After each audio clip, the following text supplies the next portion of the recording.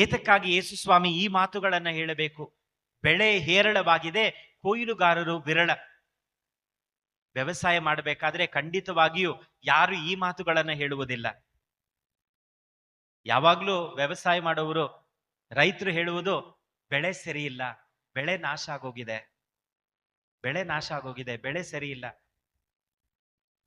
ತುಂಬಾ ಮಳೆ ಬಂದು ಬೆಳೆ ಒಡ್ಕೊಂಡು ಹೋಗ್ಬಿಡ್ತು, ಮಳೆನೇ ಇಲ್ಲ, ಬೆಳೆ ಬತ್ತೋಯ್ತು. ರೈತರು ಹೇಳೋದು ಯಾವಾಗ್ಲೂ ಇದೆ, ನಾವು ನ್ಯೂಸ್ ಅಲ್ಲಿ ನೋಡೋದು ಇದೆ, ಬೆಳೆ ನಾಶ ಆಗೋಯ್ತು. ಆದ್ರೆ ಯೇಸು ಸ್ವಾಮಿ ಹೇಳ್ತಾರೆ ಬೆಳೆ ಹೇರಾಳವಾಗಿದೆ. ಆದ್ರೆ ತೊಂದರೆ ಇರೋದು ಎಲ್ಲಿ? ಕೊಯ್ಲುಗಾರರಲ್ಲಿ.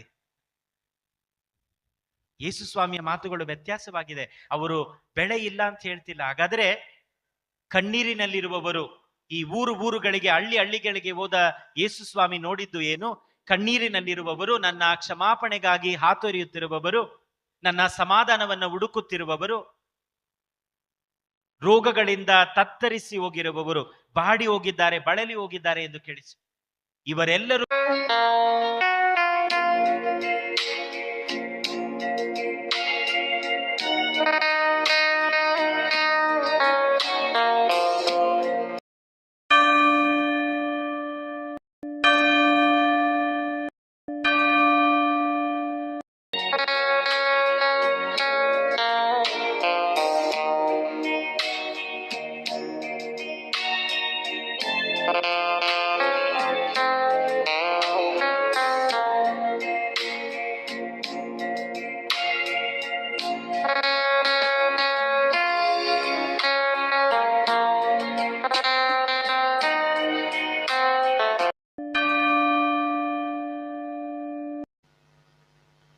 ಪಿತನ ಮತ್ತು ಸುತನ ಮತ್ತು ಪವಿತ್ರಾತ್ಮರ ನಾಮದಲ್ಲಿ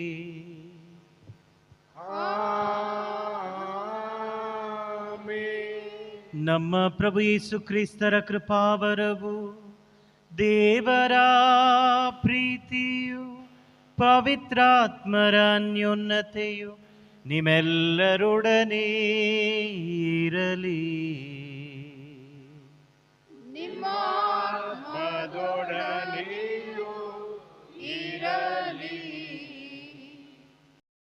ಪ್ರಭು ಕ್ರಿಸ್ತರಲ್ಲಿ ನನ್ನ ಆತ್ಮೀಯ ಸಹೋದರ ಸಹೋದರಿಯರೇ, ಪ್ರೀತಿಯ ಮಕ್ಕಳೇ, ನಿಮ್ಮೆಲ್ಲರನ್ನ ಪ್ರೀತಿಯಿಂದ ಈ ದಿವ್ಯ ಬಲಿಗೆ ಸ್ವಾಗತಿಸುತ್ತೇನೆ. ಇಂದು ನಾವು ಸಾಧಾರಣ ಕಾಲದ 11ನೆಯ ಭಾನುವಾರವನ್ನ ಆಚರಿಸುತ್ತಿದ್ದೇವೆ. ಸರ್ವೇಶ್ವರ ಇಂದಿನ ಮೊದಲನೆಯ ವಾಚನದಲ್ಲಿ ಇಸ್ರೇಲ್ ಜನಾಂಗದವರಿಗಿರುವ ಆ ಪ್ರತ್ಯೇಕ ಸಂಬಂಧವನ್ನ ಅವರಿಗೆ ನೆನಪುಪಡಿಸುತ್ತಿದ್ದಾರೆ. ನೀವು ನನ್ನ ಸ್ವಕೀಯ ಜನರು, ನೀವು ನನ್ನವರು. ಹೇಗೆ ಅವರನ್ನ ದಾಸತ್ವದಿಂದ ಅವರು ಬಿಡುಗಡೆ ಮಾಡಿ ವಾಗ್ದತ್ತ ನಾಡಿಗೆ ಕರೆತರುತ್ತಾರೆ ಎಂಬುದನ್ನ ಅವರಿಗೆ ನೆನಪಿಸುತ್ತಾರೆ. ಪ್ರತಿ ಬಾರಿ ಈ ಬಲಿ ಅರ್ಪಣೆಯಲ್ಲಿ ಭಾಗಿಯಾಗುವಾಗ ಯೇಸು ಸ್ವಾಮಿ ನಮಗೆ ಪುನಃ ನಮ್ಮ ಜ್ಞಾಪಕಕ್ಕೆ ತರುವುದು, ನಾವು ಅವರು ಆಯ್ದುಕೊಳ್ಳಲ್ಪಟ್ಟ ಅವರ ಸ್ವಕೀಯ ಜನ, ಅವರ ಸ್ವಂತ ಜನ. ಅವರ ನೆನಪುಗಳು ನಮ್ಮ ಹೃದಯಗಳನ್ನ ತುಂಬಬೇಕು. ಈ ಬಲಿಯನ್ನ ಮತ್ತೊಮ್ಮೆ ಆಚರಿಸುವಾಗ ನಾವು ದೇವರಿಂದ ಆಯ್ದುಕೊಳ್ಳಲ್ಪಟ್ಟವರು, ಅವರ ಸ್ವಂತ ಜನ ಎಂಬ ನೆನಪಿನೊಂದಿಗೆ ಈ ಬಲಿಯನ್ನ ಪ್ರಾರಂಭಿಸೋಣ. ಈ ಬಲಿಯನ್ನು ನಾವು ಯೋಗ್ಯ ವಿಧದಲ್ಲಿ ಅರ್ಪಿಸಲು ತಡೆಯಾಗುವ ಪಾಪಗಳಿಗಾಗಿ ಪಶ್ಚಾತ್ತಾಪ ಪಡೋಣ, ದೇವರಲ್ಲಿ ಕ್ಷಮೆಯನ್ನು ಯಾಚಿಸೋಣ.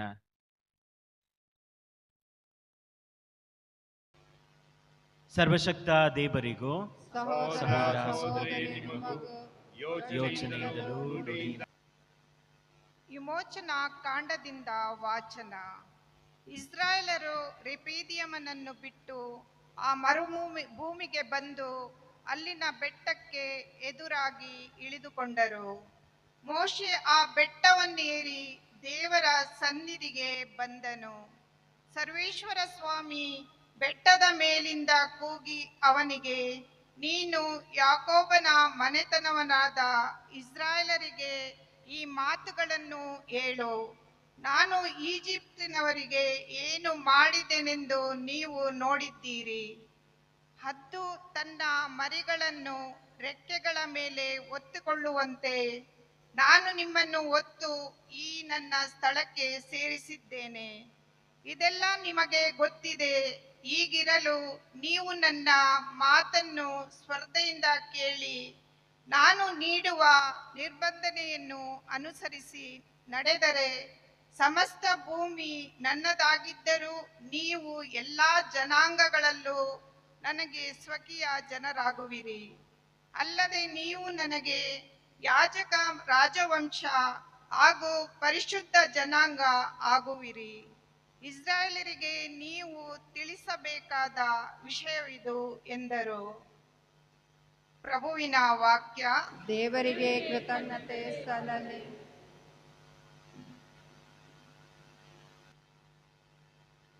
ಸೃಷ್ಟಿಕರ್ತರ ಜನ, ಆತನೇ ಮೇಯಿಸುವ ಕುರಿಗಳು ನಾವು. ಸೃಷ್ಟಿಕರ್ತನ ಜನ, ಆತನೇ ಮೇಯಿಸುವ ಕುರಿಗಳು ನಾವು. ಭೂ ನಿವಾಸಿಗಳೇ, ಜಯಘೋಷ ಮಾಡಿ ಪ್ರಭುವಿಗೆ ಅತಿ ಸಂತೋಷದಿಂದ ಸೇವೆ ಮಾಡಿ ಆತನಿಗೆ. ಸೃಷ್ಟಿಕರ್ತನ ಜನ, ಆತನೇ ಮೇಯಿಸುವ ಕುರಿಗಳು ನಾವು. ಪ್ರಭುವೇ, ದೇವರೆಂಬುದನ್ನು ಮರೆತು ಬಿಡಬೇಡಿ ನೀವು.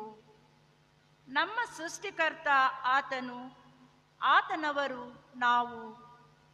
ಆತನ ಜನ, ಆತನೇ ಮೇಯಿಸುವ ಕುರಿಗಳು ನಾವು.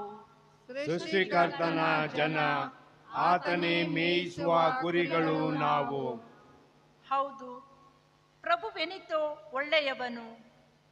ಇರುವುದಾತನ ಪ್ರೀತಿ ಯುಗ ಯುಗಕ್ಕೂ, ಆತನ ಸತ್ಯತೆ ತಲತಲಾಂತರಕ್ಕೂ.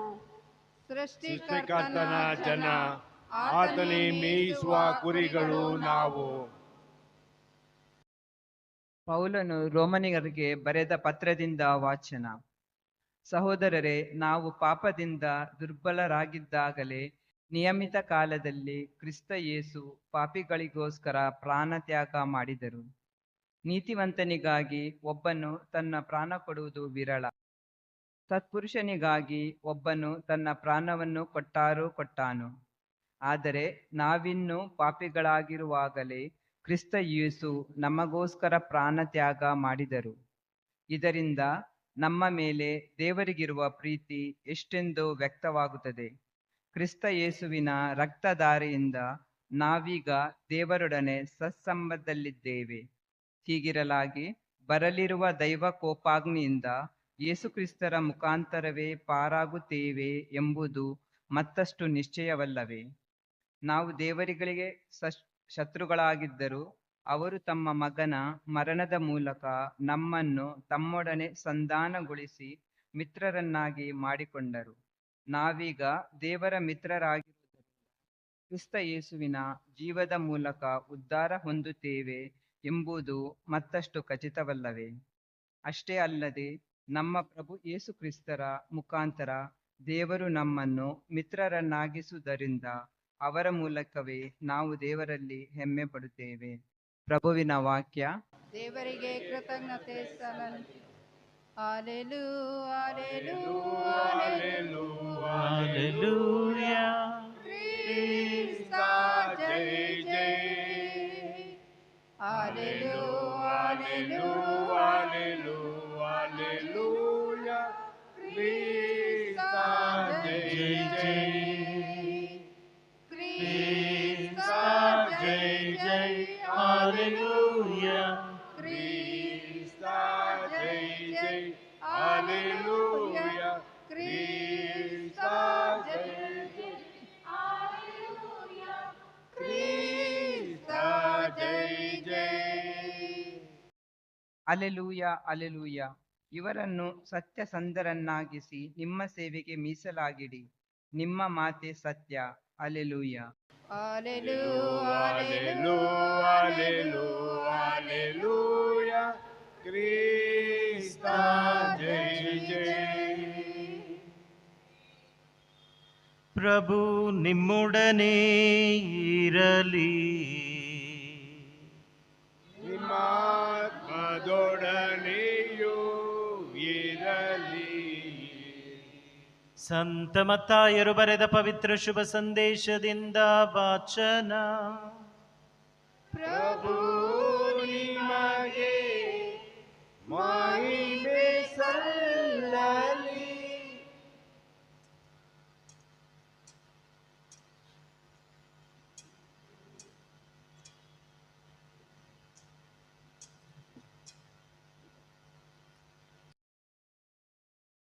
ಆ ಕಾಲದಲ್ಲಿ ಯೇಸು ಸ್ವಾಮಿ ಊರೂರುಗಳಲ್ಲೂ ಹಳ್ಳಿಗಳಲ್ಲೂ ಸಂಚಾರ ಮಾಡುತ್ತಾ ಅಲ್ಲಿಯ ಪ್ರಾರ್ಥನಾ ಮಂದಿರಗಳಲ್ಲಿ ಬೋಧಿಸಿದರು. ಶ್ರೀ ಸಾಮ್ರಾಜ್ಯದ ಶುಭ ಸಂದೇಶವನ್ನು ಸಾರಿದರು. ಎಲ್ಲಾ ತರಹದ ರೋಗ ರುಜಿನಗಳನ್ನು ಗುಣಪಡಿಸಿದರು. ಆ ಜನಸಮೂಹವನ್ನು ಕಂಡಾಗ ಅವರ ಮನ ಕರಗಿತು. ಏಕೆಂದರೆ ಕುರುಬನಿಲ್ಲದ ಕುರಿಗಳಂತೆ ಅವರು ತೊಳಲಿದ್ದರು ಹಾಗೂ ಬಳಲಿದ್ದರು. ಆದುದರಿಂದ ಯೇಸು ಸ್ವಾಮಿ ತಮ್ಮ ಶಿಷ್ಯರಿಗೆ, ಬೆಳೆಯೇನೋ ಹೇರಳ, ಕೊಯ್ಲುಗಾರರೋ ವಿರಳ. ಈ ಕಾರಣ ತಮ್ಮ ಕೊಯ್ಲಿಗೆ ಆಳುಗಳನ್ನು ಕಳುಹಿಸುವಂತೆ ಬೆಳೆಯ ಯಜಮಾನನನ್ನು ಪ್ರಾರ್ಥಿಸಿರಿ ಎಂದರು. ಯೇಸು ಸ್ವಾಮಿ ತಮ್ಮ 12 ಮಂದಿ ಶಿಷ್ಯರನ್ನು ಒಟ್ಟಿಗೆ ಕರೆದು ಎಲ್ಲ ರೋಗ ರುಜಿನಗಳನ್ನು ಗುಣಪಡಿಸುವುದಕ್ಕೂ ದೆವ್ವಗಳನ್ನು ಬಿಡಿಸುವುದಕ್ಕೂ ಅವರಿಗೆ ಅಧಿಕಾರವನ್ನು ಕೊಟ್ಟರು. ಆ 12 ಮಂದಿ ಪ್ರೇಷಿತರ ಹೆಸರುಗಳು ಇವು.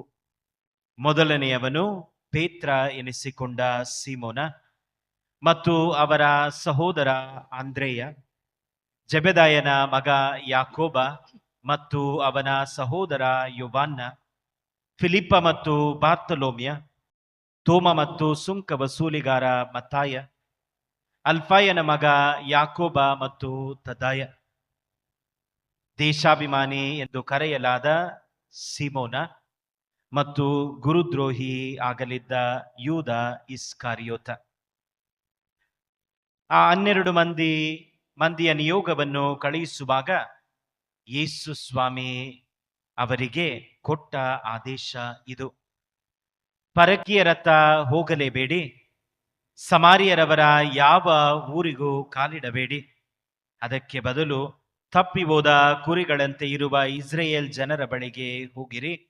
ಹೋಗುತ್ತಾ ಸ್ವರ್ಗ ಸಾಮ್ರಾಜ್ಯವು ಸಮೀಪಿಸಿದೆ ಎಂದು ಬೋಧಿಸಿರಿ.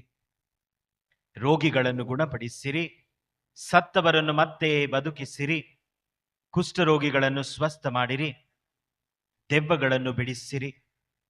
ಉಚಿತವಾಗಿ ಪಡೆದಿರುವಿರಿ, ಉಚಿತವಾಗಿ ನೀಡಿ ಎಂದರು. ಪ್ರಭು ಕ್ರೈಸ್ತರ ಶುಭ ಸಂದೇಶ. ಕ್ರಿಸ್ತರೇ ನಿಮಗೆ ಸ್ತುತಿಯು ಸಲ್ಲಲಿ.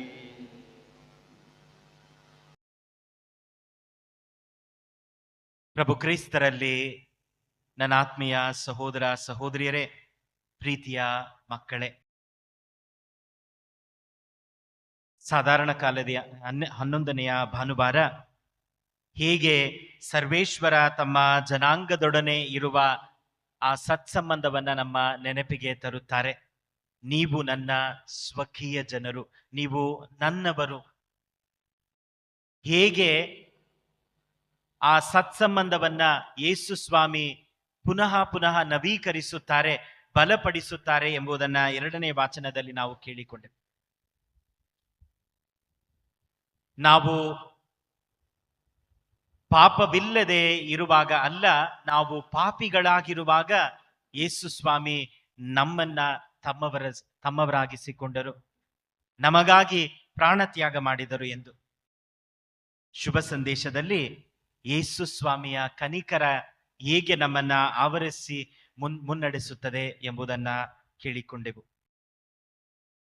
ಇಂದಿನ ಶುಭ ಸಂದೇಶ ಪ್ರಾರಂಭಿಸುವಾಗ ಮೊದಲನೆಯ ವಾಕ್ಯ ಹೇಳುತ್ತದೆ, ಯೇಸು ಸ್ವಾಮಿ ಎಲ್ಲ ಊರುಗಳಲ್ಲೂ ಹಳ್ಳಿಗಳಲ್ಲೂ ಸಂಚಾರ ಮಾಡುತ್ತಾ ಜನರನ್ನ ಭೇಟಿ ಮಾಡಿದರು. ಜನರನ್ನ ಭೇಟಿ ಮಾಡಿದ ಯೇಸು ಸ್ವಾಮಿ ಹೇಳುತ್ತಾರೆ, ಇವರ ಮೇಲೆ ನನಗೆ ಕನಿಕರ ಉಂಟಾಗಿದೆ, ಇವರ ಮೇಲೆ ನನಗೆ ಕನಿಕರ ಉಂಟಾಗಿದೆ, ಏಕೆಂದರೆ ಇವರು ಗೊಲ್ಲನಿಲ್ಲದ ಕುರಿಗಳೆಂತಿದ್ದಾರೆ. ಈ ಯೇಸು ಸ್ವಾಮಿಯ ಮಾತುಗಳು, ಇವರ ಮೇಲೆ ನನಗೆ ಕನಿಕರ ಉಂಟಾಗಿದೆ. ಇತರರು ನಮ್ಮನ್ನ ಮೇಲ್ನೋಟಕ್ಕೆ ನೋಡುತ್ತಾರೆ. ಕೆಲವು ಬಾರಿ ನಮ್ಮನ್ನ ನೋಡಿ ಬಹುಶಃ ನಾವು ಸ್ವಲ್ಪ ಚೆನ್ನಾಗಿದ್ರೆ ಹೇಳ್ತಾರೆ, ಅವ್ರಿಗೇನ್ ಕಷ್ಟ, ಚೆನ್ನಾಗಿದ್ದಾರೆ, ಚೆನ್ನಾಗಿ ಡ್ರೆಸ್ ಮಾಡ್ಕೊಳ್ತಾರೆ, ಎಲ್ಲ ಇದೆ. ನಮ್ಮನ್ನ ಮೇಲ್ನೋಟವಾಗಿ ನೋಡುವವರು ಖಂಡಿತವಾಗಿಯೂ ನಮ್ಮ ಹೃದಯ ಆಳದ ವೇದನೆಯನ್ನ, ಕಣ್ಣೀರನ್ನ, ತೊಂದರೆಗಳನ್ನ ಅರ್ಥ ಮಾಡಿಕೊಳ್ಳಲು ಸಾಧ್ಯವಿಲ್ಲ. ಅವ್ರಿಗೇನ್ ಚೆನ್ನಾಗಿದ್ದಾರೆ, ಈ ಮಾತುಗಳನ್ನೇ ಹೇಳುತ್ತಾರೆ. ಯೇಸು ಸ್ವಾಮಿ ಊರುಗಳಿಗೂ ಅಲ್ಲಿ ಹಳ್ಳಿಗಳಲ್ಲೂ ಸಂಚಾರ ಮಾಡಿ ಜನರನ್ನ ಮೇಲ್ನೋಟಕ್ಕೆ ನೋಡಿಲ್ಲ, ಅವರ ಹೃದಯ ಆಳವನ್ನ ನೋಡಿದ್ದಾರೆ, ಕಣ್ಣೀರನ್ನ ನೋಡಿದ್ದಾರೆ, ರೋಗ ರುಜಿನಗಳನ್ನ ನೋಡಿದ್ದಾರೆ. ಎಲ್ಲವನ್ನ ನೋಡಿದ ಯೇಸು ಸ್ವಾಮಿ ಹೇಳುತ್ತಾರೆ, ಅವರ ಮೇಲೆ ನನಗೆ ಕನಿಕರ ಉಂಟಾಗಿದೆ. ಇತರರು ನಮ್ಮನ್ನ ಮೇಲ್ನೋಟಕ್ಕೆ ನೋಡಿದರೆ ಯೇಸು ಸ್ವಾಮಿ ಮಾತ್ರ ನಮ್ಮ ಅಂತರಂಗವನ್ನ ನೋಡಲು ಸಾಧ್ಯ, ನಮ್ಮ ಹೃದಯದ ಆಳವನ್ನ ನೋಡಲು ಸಾಧ್ಯ. ಅವರು ನಮ್ಮನ್ನ ಮೇಲ್ನೋಟಕ್ಕೆ ನೋಡುವವರಲ್ಲ. ಇದು ಮೊದಲನೆಯ ಬಾರಿ ಅಲ್ಲ. ದೊಡ್ಡ ಜನರ ಗುಂಪು ಯೇಸು ಸ್ವಾಮಿಯನ್ನ ಹಿಂಬಾಲಿಸುತ್ತದೆ. 3 ದಿನಗಳ ಕಾಲ ಅವರು ಯೇಸು ಸ್ವಾಮಿಯೊಂದಿಗೆ ಇದ್ದಾರೆ. ಈಗ ಯೇಸು ಸ್ವಾಮಿ ಅವರನ್ನ ನೋಡಿ ಇದೇ ಮಾತುಗಳನ್ನ ಹೇಳುತ್ತಾರೆ, I have compassion towards them. ಅವರ ಮೇಲೆ ನನಗೆ ಕನಿಕರ ಉಂಟಾಗಿದೆ, ಏಕೆಂದರೆ 3 ದಿನಗಳು ನನ್ನೊಂದಿಗಿದ್ದಾರೆ, ಈಗ ಊಟ ಮಾಡ್ಲಿಕ್ಕೆ ಅವರ ಹತ್ರ ಏನೂ ಇಲ್ಲ. ಆದರೆ ಶಿಷ್ಯರು, ಅಪೊಸ್ತಲರು ಹೇಳುತ್ತಾರೆ, ಅವರನ್ನ ಕಳುಹಿಸಿ ಬಿಡಿ, ಎಲ್ಲಾದ್ರೂ ಹೋಗಿ ಊಟ ತಕೊಂಡು ತಿನ್ಲಿ, ಕಳುಹಿಸಿ ಬಿಡಿ. ಇತರರು ನಮ್ಮನ್ನ ಮೇಲ್ನೋಟಕ್ಕೆ ನೋಡುತ್ತಾರೆ. ಅಪೊಸ್ತಲರಿಗೆ ಇವರಿದ್ದರೆ ನಮಗೆ ಹೇಗೆ ಇವರಿಗೆ ಊಟ ಕೊಡಲು ಸಾಧ್ಯ? ಬಹುಶಃ ಅಪೊಸ್ತಲರು ಆ ಜನರ ದೊಡ್ಡ ಗುಂಪನ್ನ ಒಂದು ಸಮಸ್ಯೆಯಾಗಿ ನೋಡಿದರು. ಇವ್ರನ್ನ ಕಳಿಸ್ಬಿಡಿ, ಇವ್ರನ್ನ ಇಟ್ಕೊಂಡ್ರೆ ಇಷ್ಟು ಜನಕ್ಕೆ ಎಲ್ಲಿಂದ ಊಟ ಕೊಡು? ಶಿಷ್ಯರು ಅವರನ್ನ ಒಂದು ಸಮಸ್ಯೆಯಾಗಿ ನೋಡುತ್ತಾರೆ. ಯೇಸು ಸ್ವಾಮಿ ಹೇಳುತ್ತಾರೆ, ಇವರ ಮೇಲೆ ನನಗೆ ಕನಿಕರ ಉಂಟಾಗಿದೆ. ಅವರು ಮಾತ್ರ ಆ ಜನರ ಹೃದಯದ ಆಳವನ್ನ ನೋಡಿದರು, ವೇದನೆಯನ್ನ, ಹಸಿವನ್ನ ನೋಡಿದರು. ಶಿಷ್ಯರು ಅವರನ್ನ ಸಮಸ್ಯೆಯಾಗಿ ನೋಡುತ್ತಾರೆ. ಯೇಸು ಸ್ವಾಮಿ ಹಾದು ಹೋಗುತ್ತಿರಬೇಕಾದರೆ ಆ ಕುರುಡ ಬರ್ತೇಮಿಯು, ಎಲ್ಲರೂ ಹೇಳುತ್ತಾರೆ ಸುಮ್ಮನಿರು, ಗದರಿಸುತ್ತಾರೆ ಅವನನ್ನ. ಇತರರಿಗೆ ಆ ಕುರುಡ ಒಂದು ತೊಂದರೆ, ಆಂಗ್ಲದಲ್ಲಿ ಹೇಳ್ತಾರೆ ಈಸ್ ಅ ನ್ಯೂಸೆನ್ಸ್. ಅವನು ಒಬ್ಬ ತೊಂದರೆ ಇತರರಿಗೆ. ಆದರೆ ಯೇಸು ಸ್ವಾಮಿ ಅವನ ಹೃದಯ ಆಳವನ್ನ, ಅವನ ಅಂತರಂಗವನ್ನ ನೋಡಿ ಅವನನ್ನ ಕೇಳುತ್ತಾರೆ, ನಿನಗೆ ನಾನೇನು ಮಾಡಬೇಕು? ನಿನಗೆ ನಾನೇನು ಮಾಡಬೇಕು? ಜಕ್ಕಯ್ಯನನ್ನು ನೋಡುವಾಗ ಜನರೆಲ್ಲರೂ ಜಕ್ಕಾಯನನ್ನು ಹೇಗೆ ನೋಡಿದರು? ಸುಂಕ ವಸೂಲಿ ಮಾಡುವವನು, ಪಾಪಿ, ಜನರನ್ನ ಮೋಸ ಮಾಡುವವನು. ಆದರೆ ಆ ಜಕ್ಕೇಯುವನಲ್ಲಿದ್ದ ದೇವರನ್ನ ನೋಡಬೇಕು ಆ ಆತುರ, ಆ ದಾಹ ಯೇಸು ಸ್ವಾಮಿಗೆ ಮಾತ್ರ ಅರ್ಥವಾಗುತ್ತದೆ. ಜಕ್ಕಯ್ಯನ, ಇಳಿದು ಬಾ, ನಾನು ನಿನ್ನ ಮನೆಯಲ್ಲಿ ಇಂದು ತಂಗಬೇಕು. ಎಲ್ಲರೂ ಅವನನ್ನ ಪಾಪಿಯಾಗಿ, ಸುಂಕ ವಸೂಲಿ ಮಾಡುವವನಾಗಿ, ಮೋಸ ಮಾಡುವವನಾಗಿ ನೋಡುವಾಗ ಯೇಸು ಸ್ವಾಮಿ ಹೇಳುತ್ತಾರೆ, ಇವನು ಅಬ್ರಹಾಮನ ಮಗನಲ್ಲವೇ? ಶಿಲುಬೆ ಮೇಲೆ ತೂಗುವಾಗ ಎಲ್ಲರಿಗೂ ಅಲ್ಲಿದ್ದವನು ಕಳ್ಳ, ದರೋಡೆಗಾರ, ನಿಜ ಅದೇ. ಆದರೆ ಅವನ ಮನಸ್ಸಿನಲ್ಲಿದ್ದ ಕ್ಷಮೆಗಾಗಿ ಆ ಪ್ರಾರ್ಥನೆ, ಕರುಣೆಗಾಗಿ ಅವನ ದಾಹ, ದೇವರ ಸಾಮ್ರಾಜ್ಯಕ್ಕಾಗಿ ಅವನು ಹಾತೊರೆಯುತ್ತಿದ್ದು ಯೇಸು ಸ್ವಾಮಿಗೆ ಮಾತ್ರ ಅರ್ಥ ಆಗುತ್ತದೆ. ಹಿಂದೆ ನೀನು ನನ್ನೊಡನೆ ದೇವರ ಸಾಮ್ರಾಜ್ಯದಲ್ಲಿ ಇರುವೆ, ಸ್ವರ್ಗದಲ್ಲಿ ಇರುವೆ. ಇಲ್ಲಿ ನಾವು ಯೇಸು ಸ್ವಾಮಿಯ ಪ್ರಸನ್ನತೆಯಲ್ಲಿ ಬರುವಾಗ ಇತರರು ನಮ್ಮನ್ನ ನೋಡಿ ಏನೆನ್ನುತ್ತಾರೆ ಗೊತ್ತಿಲ್ಲ. ಬಹುಶಃ ಅನೇಕ ಬಾರಿ ಇತರರು ನಮ್ಮ ಮೇಲ್ನೋಟವನ್ನ ನೋಡಿ ಅವ್ರಿಗೇನು ಎಲ್ಲ ಚೆನ್ನಾಗಿದ್ದಾರೆ, ಏನು ತೊಂದರೆ ಇಲ್ಲ. ಬಹುಶಃ ನಮ್ಮಲ್ಲಿ ಸ್ವಲ್ಪ ಹಣ ಇದ್ರೆ ಅದೇ ಅನೇಕ ಬಾರಿ ನಮಗೆ ಇದಾಗುತ್ತೆ, ಅವ್ರಿಗೆ ಹಣ ಇದೆ, ಚೆನ್ನಾಗಿದ್ದಾರೆ. ಆದರೆ ನಮ್ಮ ಹೃದಯದ ಆಳದ ವೇದನೆಗಳು, ಭಾವನೆಗಳು, ಕಣ್ಣೀರು, ದೇವರಿಗಾಗಿ ಹಾತೊರೆಯುವುದು, ಅದನ್ನ ನಮ್ಮ ಅಂತರಂಗವನ್ನ ಯೇಸು ಸ್ವಾಮಿ ಮಾತ್ರ ನೋಡಲು ಸಾಧ್ಯ. ಅದಕ್ಕಾಗಿಯೇ ಇಂದು ಅವರು ಹೇಳುತ್ತಾರೆ, ಈ ಜನರ ಮೇಲೆ ನನಗೆ ಕನಿಕರ ಉಂಟಾಗಿದೆ. ಅವರ ದಾಹ ನನಗೆ ಅರ್ಥವಾಗುತ್ತದೆ, ಅವರ ನೋವುಗಳು ನನಗೆ ಅರ್ಥವಾಗುತ್ತದೆ. ಅದಕ್ಕಾಗಿ ಅಪೊಸ್ತಲರಿಗೆ ಅಧಿಕಾರವನ್ನು ಕೊಡುತ್ತಾರೆ. ಹೋಗಿ ಅಧಿಕಾರವನ್ನು ನೀಡುತ್ತೇನೆ, ಗುಣಪಡಿಸಿ, ಎಲ್ಲರನ್ನ ಕ್ಷಮಿಸಿ, ದೆವ್ವಗಳನ್ನು ಬಿಡಿಸಿ, ಕುಷ್ಠರೋಗಿಗಳನ್ನ ನೀವು ಗುಣಪಡಿಸಿರಿ, ಅಧಿಕಾರವನ್ನ ಕೊಡುತ್ತಾರೆ. ಯೇಸು ಸ್ವಾಮಿ ನಮ್ಮ ಅಂತರಂಗವನ್ನ ನೋಡುವವರಾಗಿದ್ದಾರೆ, ಮೇಲ್ನೋಟಕ್ಕೆ ನಮ್ಮನ್ನ ನೋಡುವವರಲ್ಲ. ಎರಡನೆಯದಾಗಿ, ನಮ್ಮ ತಾಯಿ ಧರ್ಮಸಭೆಯ ಸೇವೆ ಏನು? ಈ ಕನಿಕರವನ್ನ ಮುಂದುವರಿಸುವುದು. ಯೇಸು ಸ್ವಾಮಿ ಹೇಳುತ್ತಾರಲ್ಲ, ಇವರನ್ನ ನೋಡುವಾಗ ನನಗೆ ಕನಿಕರ ಉಂಟಾಗಿದೆ. I have compassion towards them. ಈ ಕನಿಕರವನ್ನ ಮುಂದುವರಿಸುವುದೇ ತಾಯಿ ಧರ್ಮಸಭೆಯ ಕಾರ್ಯ. ಅದೇ ದೇವರು ನಮಗೆ ನೀಡಿರುವ ಶುಭ ಸಂದೇಶ. ಅವರ ಶಿಷ್ಯರಿಗೆ ಹೇಳುತ್ತಾರೆ, 12 ಮಂದಿ ಶಿಷ್ಯರನ್ನ ಆಯ್ದುಕೊಳ್ಳುತ್ತಾರೆ, ಅಪೊಸ್ತಲರನ್ನ. ಅವರ ಹೆಸರುಗಳನ್ನ ಕೇಳಿಕೊಂಡೆವು. ಅವರಿಗೆ ಹೇಳುತ್ತಾರೆ, ಹೋಗಿ ಶುಭ ಸಂದೇಶವನ್ನ ಸಾರಿರಿ, ರೋಗಿಗಳನ್ನ ಗುಣಪಡಿಸಿರಿ, ದೆವ್ವಗಳನ್ನ ಬಿಡಿಸಿರಿ, ದೇವರ ಸಾಮ್ರಾಜ್ಯ ಸಮೀಪಿಸಿದೆ ಎಂದು ಹೇಳಿ, ಕಷ್ಟಪಡುತ್ತಿರುವವರಿಗೆ ನನ್ನ ಕನಿಕರವನ್ನ ನೀಡಿ, ನನ್ನ ಕರುಣೆಯನ್ನ ಸಾರಿರಿ. ಒಂದೇ ಮಾತಲ್ಲಿ ಹೇಳಬೇಕಾದ್ರೆ, ತಾಯಿ ಧರ್ಮಸಭೆಯ ಕಾರ್ಯವೇನು, ನಮ್ಮೆಲ್ಲರ ಕಾರ್ಯವೇನು ಎಂದರೆ ಯೇಸು ಸ್ವಾಮಿಯ ಕನಿಕರವನ್ನ, ಕರುಣೆಯನ್ನ ಜಗತ್ತಿಗೆ ಸಾರುವುದು. ಅದನ್ನೇ ಅವರು ವಿವರಿಸಿ ಹೇಳುತ್ತಾರೆ. ಶುಭ ಸಂದೇಶವನ್ನ ಸಾರಿರಿ, ರೋಗಿಗಳನ್ನ ಗುಣಪಡಿಸಿರಿ, ಕ್ಷಮಿಸಿರಿ, ಕುಷ್ಠರೋಗಿಗಳನ್ನ ಗುಣಪಡಿಸಿರಿ, ದೆವ್ವಗಳನ್ನ ಬಿಡಿಸಿರಿ. ಯೇಸು ಸ್ವಾಮಿ ಅದನ್ನ ವಿವರಿಸಿ ಹೇಳುತ್ತಾರೆ. ಇದು ತಾಯಿ ಧರ್ಮಸಭೆಯ ಕಾರ್ಯವಾಗಿದೆ. ಇಂದು ಈ ಶುಭ ಸಂದೇಶದ ಮೂಲಕ ಯೇಸು ಸ್ವಾಮಿ ಅವರ ಹೃದಯವನ್ನ ವ್ಯಕ್ತಪಡಿಸುತ್ತಾರೆ. ನನ್ನ ಹೃದಯ ಕನಿಕರದಿಂದ ತುಂಬಿದ ಹೃದಯವಾಗಿದೆ, ಕರುಣೆಯಿಂದ ತುಂಬಿದ ಹೃದಯವಾಗಿದೆ. ಆ ಕರುಣೆ ಯಾರೆಲ್ಲ ಅದನ್ನ ಬೇಡುತ್ತಾರೆ ಅವರಿಗೆ ಖಂಡಿತವಾಗಿಯೂ ಅದು ದೊರಕುತ್ತದೆ. ಯೇಸು ಸ್ವಾಮಿಯ ಶಿಷ್ಯರಾದ ನಾವು ಮೇಲ್ನೋಟಕ್ಕೆ ಇತರರನ್ನ ನೋಡದೆ ಅವರ ಕಣ್ಣೀರನ್ನ, ಹಿಂಸೆ ಬಾಧೆಗಳನ್ನ, ನೋವುಗಳನ್ನ, ದುಃಖ ದುಗುಡಗಳನ್ನ ನೋಡುವಂತಹ ಆ ನೋಟ ನಮ್ಮಲ್ಲಿರಬೇಕು. ಅದಕ್ಕಾಗಿಯೇ ಈ 12 ಮಂದಿ ಶಿಷ್ಯರನ್ನ ಆಯ್ದುಕೊಂಡರು. ಅದಕ್ಕಾಗಿಯೇ ಧರ್ಮಸಭೆ, ಅದಕ್ಕಾಗಿಯೇ ನಾವು ಮಾಡುವ ಎಲ್ಲ ಆಚರಣೆಗಳು. ಯೇಸು ಸ್ವಾಮಿಯ ನೋಟ ನಮ್ಮಲ್ಲಿರಬೇಕು. ಯೇಸು ಸ್ವಾಮಿಯ ಆ ಭಾವನೆ, ಆ ಮನಸ್ಸು ನಮ್ಮಲ್ಲಿರಬೇಕು. ಸಂತ ಪೌಲರು ಹೇಳುವಾಗೆ, let the mind of Christ be in you. Let the mind of Christ be. Yesu ಸ್ವಾಮಿಯ ಮನಸ್ಸು ನಿಮ್ಮಲ್ಲಿರಲಿ, ಯೇಸು ಸ್ವಾಮಿಯ ಮನಸ್ಸು ನಿಮ್ಮಲ್ಲಿರಲಿ ಎಂದು ಹೇಳುತ್ತಾರೆ. ಈ ಯೇಸು ಸ್ವಾಮಿಯ ಮನಸ್ಸನ್ನ ಮುಂದುವರಿಸುವುದು ನಮ್ಮ ಕಾರ್ಯವಾಗಿದೆ. ಅದಕ್ಕಾಗಿಯೇ ಅಧಿಕಾರವನ್ನ ಸಹ ಅಪೊಸ್ತಲರಿಗೆ ಅವರು ನೀಡುತ್ತಾರೆ. ಹೋಗಿ ನಾನು ಅಧಿಕಾರವನ್ನ ಕೊಡುತ್ತೇನೆ. ಇಂದು ಮತ್ತೊಮ್ಮೆ ಈ ಬಲಿಯಲ್ಲಿ ಒಂದಾಗುವಾಗ ಯೇಸು ಸ್ವಾಮಿ ನಮ್ಮ ನೆನಪಿಗೆ ತರುವುದು ನಾವು ಆಯ್ದುಕೊಳ್ಳಲ್ಪಟ್ಟಿರುವ ಜನಾಂಗ, ಅವರ ಸ್ವಕೀಯ ಜನಾಂಗ. ನಮ್ಮ ಪ್ರತಿಯೊಬ್ಬರನ್ನ ಅವರು ಆಯ್ದುಕೊಂಡಿದ್ದಾರೆ. ಮೊದಲನೇ ವಾಚನದಲ್ಲಿ ಸರ್ವೇಶ್ವರ ಹೇಗೆ ಇಸ್ರೇಲ್ ಜನಾಂಗವನ್ನ ಆಯ್ದುಕೊಂಡರು, ಅವರಿಗೆ ಹೇಳುತ್ತಾರೆ, ನೀವು ನನ್ನ ಜನರು.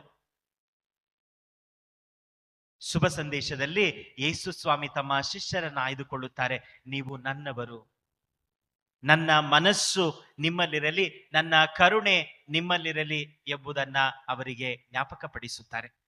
ಪ್ರಭು ಕ್ರಿಸ್ತರಲ್ಲಿ ಆತ್ಮೀಯರೇ, ಪ್ರತಿ ಬಾರಿ ನಾವು ಈ ದೇವಾಲಯಕ್ಕೆ ಬರುವಾಗ, ಬಲಿಪೀಠದ ಮುಂದೆ ನೆರೆದಿರುವಾಗ, ಖಂಡಿತವಾಗಿ ಯೇಸು ಸ್ವಾಮಿ ನಮ್ಮನ್ನ ಮೇಲ್ನೋಟಕ್ಕೆ ನೋಡುವುದೇ ಇಲ್ಲ. ನಮ್ಮ ಹೃದಯದ ಆಳವನ್ನ ನೋಡಿ ಅರ್ಥ ಮಾಡಿಕೊಳ್ಳುವವರಾಗಿದ್ದಾರೆ. ಈ ಊರುಗಳಿಗೆ, ಹಳ್ಳಿಗಳಿಗೆ ಹೋದ ಅವರು ಕಂಡದ್ದು ಅದೇ. ಅದನ್ನೇ ಶಿಷ್ಯರಿಗೆ ಹೇಳುತ್ತಾರೆ.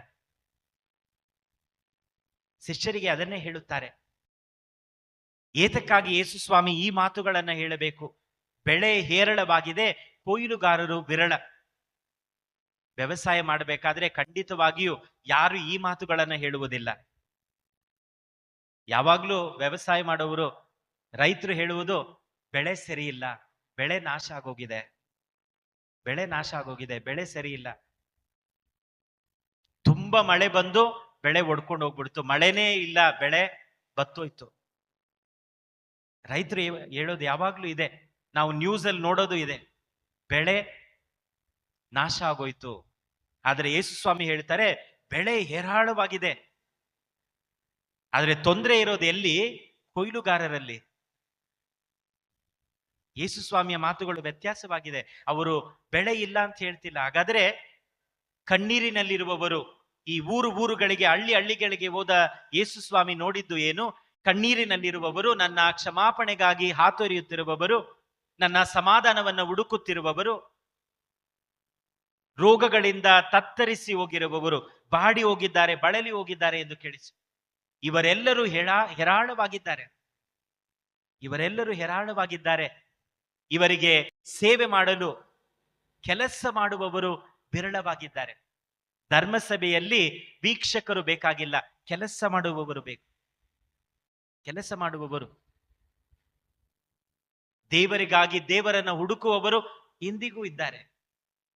ದೇವರಿಗಾಗಿ ಹಾತೊರೆಯುತ್ತಿರುವವರು, ಅವರ ಸಮಾಧಾನವನ್ನು ಹುಡುಕುತ್ತಿರುವವರು ಇಂದಿಗೂ ಇದ್ದಾರೆ. ಅದಕ್ಕಾಗಿ ಕೆಲಸ ಮಾಡುವವರು ಬೇಕಾಗಿದ್ದಾರೆ. ಅದಕ್ಕಾಗಿ ದುಡಿಯುವವರು ಬೇಕಾಗಿದ್ದಾರೆ. ನೋಡುವವರು ಅಲ್ಲ, ಪಶ್ಚಾತ್ತಾಪ ಪಡುವವರಲ್ಲ.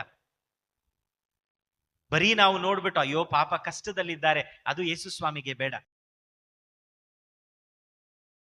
ಅಯ್ಯೋ ಪಾಪ ಎಂದು ಹೇಳುವವರು ಬೇಡ ಯೇಸು ಸ್ವಾಮಿಗೆ. ಅವರಿಗಾಗಿ ಏನಾದರೂ ಮಾಡಬೇಕು, ದುಡಿಯುವವರು, ಕೊಯ್ಲುಗಾರರು ವಿರಳ. There is no problem with the harvest. There is problem with the laborers. There is no problem with the harvest. ಬೆಳೆ ಹೇರಾಳವಾಗಿದೆ. ಅದಕ್ಕಾಗಿ ಕೆಲಸ ಮಾಡುವವರು ವಿರಳವಾಗಿದ್ದಾರೆ.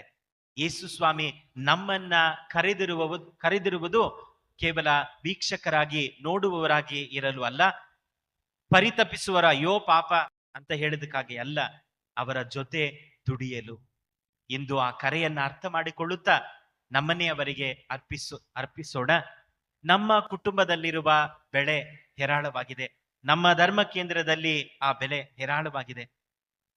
ಇಲ್ಲಿ ನಮ್ಮನ್ನ ದುಡಿಯಲು ಕರೆದಿದ್ದಾರೆ ಪ್ರತಿಯೊಬ್ಬರನ್ನ. ಅವರ ಕರುಣೆ ಮುಂದುವರೆಯಬೇಕು. ಅವರ ಮನಸ್ಸನ್ನ ನಾವು ಇತರರಿಗೆ ತೋರ್ಪಡಿಸಬೇಕು. ಅದೇ ನಮ್ಮ ಕಾರ್ಯವಾಗಿದೆ. ಇದನ್ನ ಮಾಡುವ ಶಕ್ತಿಯನ್ನ ಅವರೇ ಕೊಟ್ಟಿದ್ದಾರೆ. ನಿಮಗೆ ಅಧಿಕಾರವನ್ನ ನೀಡುತ್ತೇನೆ, ಹೋಗಿ. ತಾಯಿ ಧರ್ಮಸಭೆ ದುಡಿಯುವುದು ಯೇಸು ಸ್ವಾಮಿಯ ಹೆಸರಿನಲ್ಲಿ ಮಾತ್ರವಲ್ಲ, ಅವರ ಶಕ್ತಿಯಿಂದ, ಅವರ ಅಧಿಕಾರದಿಂದ. ಈ ಕರೆಯನ್ನ ಕೊಟ್ಟಿರುವವರು ನಮ್ಮ ಅಧಿಕಾರವನ್ನು ಸಹ ಕೊಟ್ಟಿದ್ದಾರೆ, ಶಕ್ತಿಯನ್ನು ಕೊಟ್ಟಿದ್ದಾರೆ. ಅದನ್ನ ಅರ್ಥ ಮಾಡಿಕೊಳ್ಳುತ್ತಾ ಒಳ್ಳೆಯದನ್ನ ಮಾಡಲು ಪ್ರಾರಂಭಿಸುವಾಗ ಹೆದರೋದು ಬೇಡ. ಅವರು ಶಕ್ತಿಯನ್ನ ಕೊಡ್ತಾರೆ, ಅವರು ನಮ್ಮನ್ನ ಹುರಿದುಂಬಿಸ್ತಾರೆ. ಇದು ಹೇಗೆ ನಡೆಯುತ್ತೋ ಅಂತ ನಾವು ಪ್ರಶ್ನೆಯೊಂದಿಗೆ ಪ್ರಾರಂಭಿಸಿದರೆ ಯೇಸು ಸ್ವಾಮಿ ಹೇಳ್ತಾರೆ, ನನ್ನ ಅಧಿಕಾರವನ್ನ ನಿಮಗೆ ಕೊಡುತ್ತೇನೆ ಒಳ್ಳೆಯದನ್ನ ಮಾಡಲಿಕ್ಕೆ. ಅವರು ಮುನ್ನಡೆಸುತ್ತಾರೆ ಎಂಬ ವಿಶ್ವಾಸದೊಂದಿಗೆ ಈ ಬಲಿಯನ್ನ ಅರ್ಪಿಸೋಣ. ಪ್ರಿಯ ಸಹೋದರ ಸಹೋದರಿಯರೇ, ಯೇಸು ಸ್ವಾಮಿ ನಮ್ಮನ್ನ ಬರೀ ಮೇಲ್ನೋಟಕ್ಕೆ ನೋಡುವವರಲ್ಲ, ನಮ್ಮ ಅಂತರಂಗವನ್ನ, ನಮ್ಮ ಹೃದಯದ ಆಳವನ್ನ ನೋಡುವವರಾಗಿದ್ದಾರೆ. ಆ ವಿಶ್ವಾಸದೊಂದಿಗೆ ಈಗ ನಮ್ಮ ಪ್ರಾರ್ಥನೆಗಳನ್ನ ಅವರಲ್ಲಿ ಹೇಳೋಣ. ನಿಮ್ಮ ಉತ್ತರ, ಪ್ರಭು ನಮ್ಮ ಪ್ರಾರ್ಥನೆಯನ್ನು ಆಲಿಸಿರಿ. ಪ್ರಭು ನಮ್ಮ ಪ್ರಾರ್ಥನೆಯನ್ನು ಆಲಿಸಿರಿ. ವಿಶ್ವಗುರು ಲಿಯೋರವರು, ನಮ್ಮ ಮಹಾಧರ್ಮಾಧ್ಯಕ್ಷರು ಹಾಗೂ ಇತರ ಧರ್ಮಾಧ್ಯಕ್ಷರುಗಳು, ಗುರುಗಳು, ಸನ್ಯಾಸಿನಿಯರು ಕ್ರಿಸ್ತರ ಸಂದೇಶದಿಂದ ಪ್ರೇರೇಪಿತರಾಗಿ ಲೋಕದ ಕುಂದುಕೊರತೆಗಳನ್ನು ಎತ್ತಿ ತೋರುತ್ತಾ ಅವುಗಳನ್ನು ನಿರ್ಮೂಲನಕ್ಕಾಗಿ ಹೋರಾಡುವಂತೆ ಪ್ರಾರ್ಥಿಸೋಣ. ಪ್ರಭು ನಮ್ಮ ಪ್ರಾರ್ಥನೆಯನ್ನು ಆಲಿಸಿರಿ. ದೇಶಿ ವಿದೇಶಿ ರಾಜಕಾರಣಿಗಳು ಮತ್ತು ಪರಿಪಾಲಕರು ಆಯಾ ದೇಶದ ಸಂವಿಧಾನವನ್ನು ಗೌರವಿಸಿ ಅನುಷ್ಠಾನಕ್ಕೆ ತಂದು ಭಗವಂತನ ಪ್ರಸನ್ನತೆಯನ್ನು ಇಹಲೋಕದಲ್ಲಿ ಸ್ಥಾಪಿಸುವಂತೆ ಪ್ರಾರ್ಥಿಸೋಣ. ಪ್ರಭು ನಮ್ಮ ಪ್ರಾರ್ಥನೆಯನ್ನು ಆಲಿಸಿರಿ. ಪ್ರಸ್ತುತ ಯುವ ಪೀಳಿಗೆ ತಮ್ಮ ಇಂದ್ರಿಯ ಸುಖಭೋಗವನ್ನು ಬೆನ್ನತ್ತಿ ಹೋಗದೆ ಕ್ರಿಸ್ತನ ಸತ್ಯ ಸಂದೇಶವನ್ನು ಆಳವಾಗಿ ಅರಿತು ಜಗತ್ತಿಗೆ ಜ್ಯೋತಿಗಳಾಗಿ ಸತ್ಯ ಪಥವನ್ನು ಪುನಃಸ್ಥಾಪಿಸುವಂತೆ ದೇವರು ಅವರನ್ನು ಪರಿವರ್ತನೆಗೊಳಿಸಲೆಂದು ಪ್ರಾರ್ಥಿಸೋಣ.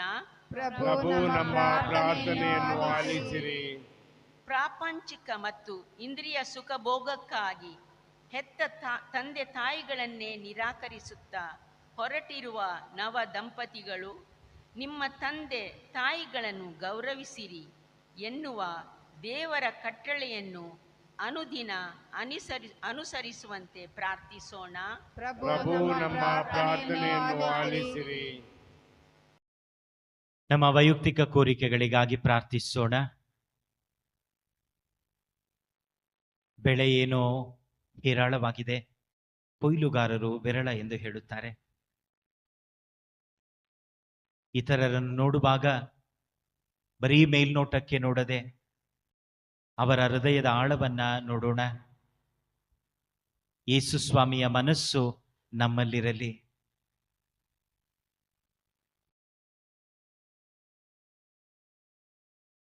ಅನಾರೋಗ್ಯದಿಂದ ನರಳುತ್ತಿರುವ ಎಲ್ಲರಿಗಾಗಿ ಪ್ರಾರ್ಥಿಸೋಣ.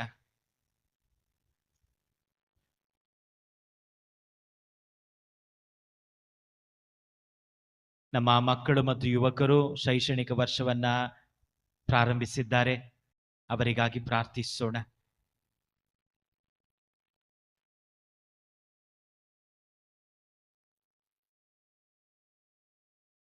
ನನಗಾಗಿ ಪ್ರಾರ್ಥಿಸಿ ಎಂದು ಅನೇಕರು ನಮ್ಮಲ್ಲಿ ಕೇಳಿಕೊಂಡಿದ್ದಾರೆ.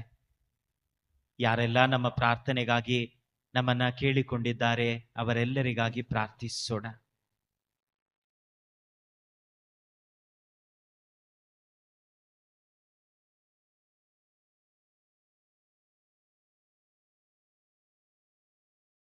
ಸರ್ವಶಕ್ತ ಸದಾ ಜೀವಿಸುವ ದೇವರೇ, ನೀವು ನಮ್ಮನ್ನು ಆಯ್ದುಕೊಂಡು ನಮ್ಮನ್ನು ನಿಮ್ಮ ಜನಾಂಗವಾಗಿ ಮಾಡಿದ್ದೀರಿ. ನಿಮ್ಮೊಡನೆ ಇರುವ ಈ ಸತ್ಸಂಬಂಧವನ್ನ ಯೇಸು ಸ್ವಾಮಿ ನವೀಕರಿಸಿದ್ದಾರೆ, ದೃಢಪಡಿಸಿದ್ದಾರೆ. ನಾವು ಪಾಪಿಗಳಾಗಿರುವಾಗಲೇ ನಮ್ಮನ್ನು ಅವರು ಆಯ್ದುಕೊಂಡಿದ್ದಾರೆ. ಈ ಆಯ್ಕೆಯ ಆಳವನ್ನ, ಘನತೆಯನ್ನ ಅರ್ಥ ಮಾಡಿಕೊಂಡು ಅವರ ಸಾಮ್ರಾಜ್ಯದ ವೀಕ್ಷಕರಾಗಿರದೆ ಅದರಲ್ಲಿ ದುಡಿಯುವವರಾಗಿರುವಂತೆ ಮತ್ತು ಅವರ ಕರುಣೆಯನ್ನ ಇತರರಿಗೆ ಸಾರುವಂತೆ ಕರುಣಿಸಿ. ನಮ್ಮ ಪ್ರಭು ಕ್ರಿಸ್ತರ ಮುಖಾಂತರ ನಿಮ್ಮನ್ನು ಪ್ರಾರ್ಥಿಸುತ್ತೇವೆ.